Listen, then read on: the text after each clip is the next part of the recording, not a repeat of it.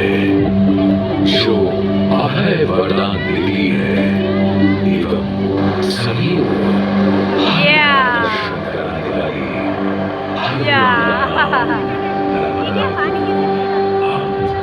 सादर नमन करते हैं।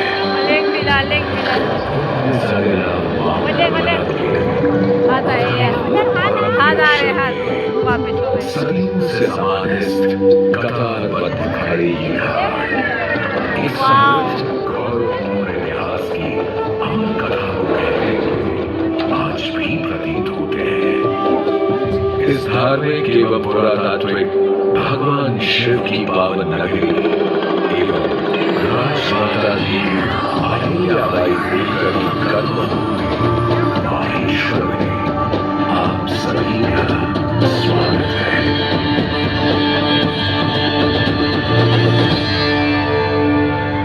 माहेश्वर, जिसका इतिहास भारतीय पुरातत्वविद स्वर्गीय वाकणकर जी और उनके दल के शोध अनुसार हड़प्पा संस्कृति से भी प्राचीन होने की संभावना को व्यक्त करता है।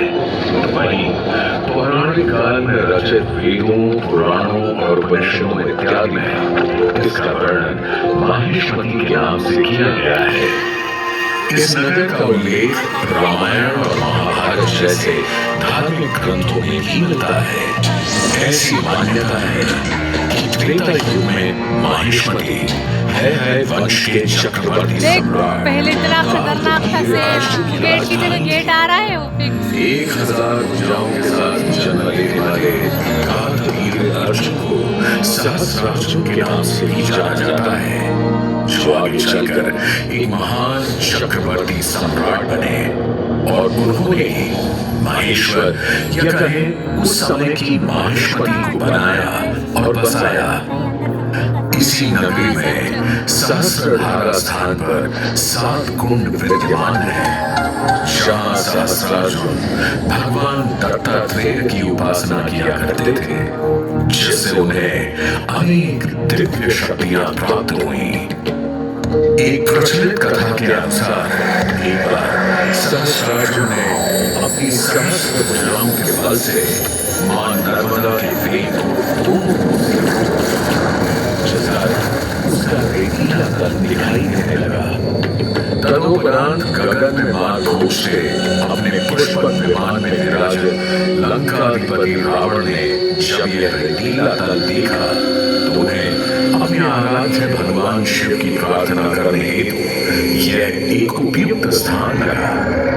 तत्पश्चात ही रावण तल पर पहुंचे और वहीं से एक शिवलिंग का निर्माण कर खूब तपस्या में हुए।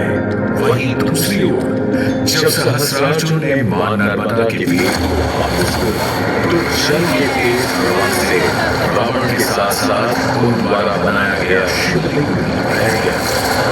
रावण ने इस दुस्साहस करने वाले सहस्रार्जुन का पता लगाया और कहा, हे अधर्मी, हे अज्ञानी, तुमने रावण की पूजा में विघ्न डालने का दुस्साहस किया है। तुम्हें इसका दंड अवश्य ही मिलेगा। तुम्हारे वध के पश्चात ही अब मेरा ये क्रोध शांत होगा। मैं महादेव का परम भक्त लंकाधिपति रावण तुम्हें युद्ध के लिए ललकारता हूँ।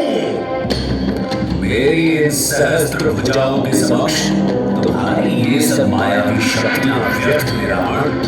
अब शब्दों की बात चलाकर आओ युद्ध करो।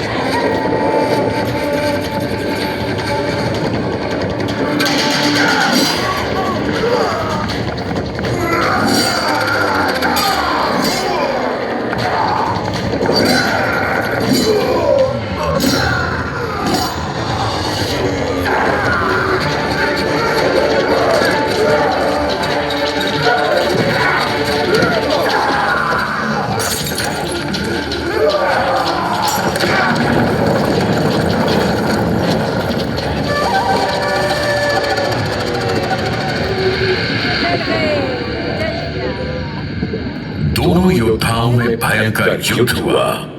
सहस्रार्जुन के बाहुबल के समक्ष रावण की सारी शक्तियां कमजोर पड़ गई।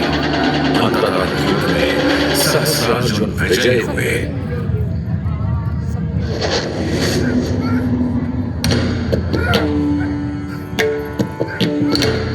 सहस्रार्जुन ने रावण का वध नहीं किया, बल्कि इसी नगरी में बंदी बना लिया। यह मान्यता है कि सहस्रार्जुन की पत्नियां रावण के 10 सर एवं एक हाथ पर दिया जलाया करती थी।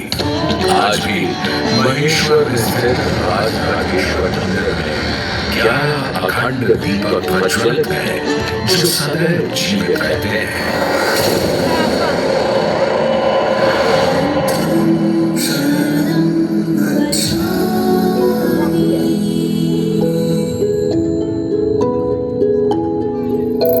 एक नए युग का सूर्योदय हुआ। एक ऐसा युग जिसमें युवराज ने एक आध्यात्मिक यात्रा कर भिक्षु बनने का सफर तय किया। ये युवराज बाद में महात्मा बुद्ध कहलाए।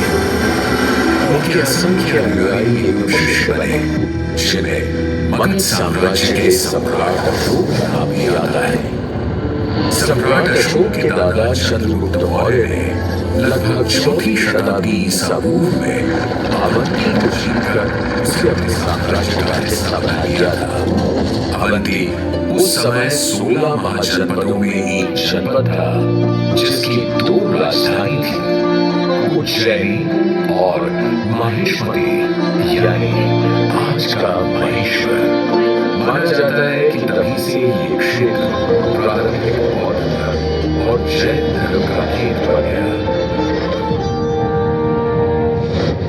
सम्राट अशोक ने धर्म के प्रचार प्रसार करने हेतु कई स्तूप और विहार बनवाए, जो बौद्ध धर्म की परंपरा का हिस्सा बने। इस समय से थोड़ा आगे चले तो बाल का उल्लेख भी देखने को मिलता है। महेश्वरी के महाराजा सुबंधु द्वारा 416-17 ईस्वी का एक ताम्रपत्र शिलालेख, जिसे आधुनिक महेश्वर के रूप में पहचाना जाता है, इस विहार के लिए अनुदान की बात करता है। ऐसा भी मानना है कि 10वीं ईस्वी तक बौद्ध धर्म के पतन के साथ गुफाओं को संभवतः त्याग दिया गया था और बाद में ये गुफाएं इस क्षेत्र के बाघों का निवास स्थान बन गई। बाघ गुफा इन्हें बाघ नाम मिला।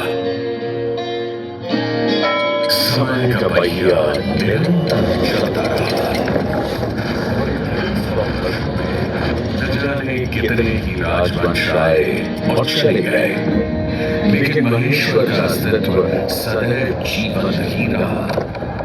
कई सदियों बाद महेश्वर एक बार फिर गौरवान्वित हुआ, जब सन 1768 में राजमाता देवी अहिल्याबाई होलकर ने इसे अपनी राजधानी बनाया। सादगीपूर्ण जीवन का प्रतीक मानी जाने वाली देवी अहिल्याबाई शाही सिंहासन पर ना बैठ राजगद्दी से अपना शासन चलाया। उनका जीवन बड़ा अनुशासन प्रिय था। वे योग, ध्यान, पूजन, राज दरबार के कार्य निश्चित समय पर संपादित करती थी।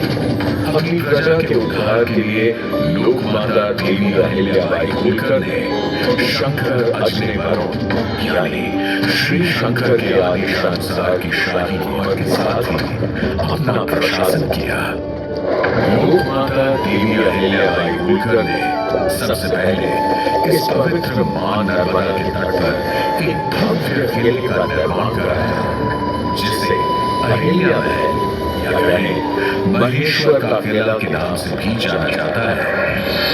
प्राचीन भारतीय निर्माण कला, युद्ध कौशल और रक्षा नीति का एक उत्तम उदाहरण ये किला लगभग 2 वर्ग किलोमीटर के क्षेत्र में फैला हुआ है। इस किले के वर्तमान स्वरूप में छोटे बड़े 5 मुख्य द्वार, बड़े दरवाजों पर द्वारपालों के कक्ष, नियमित अंतराल पर 20 विशाल बुर्ज शामिल हैं। अहिल्या द्वार से सीधे एक सड़क अहिल्या महल की ओर जाती है, जिसे राजवाड़ा कहा जाता है।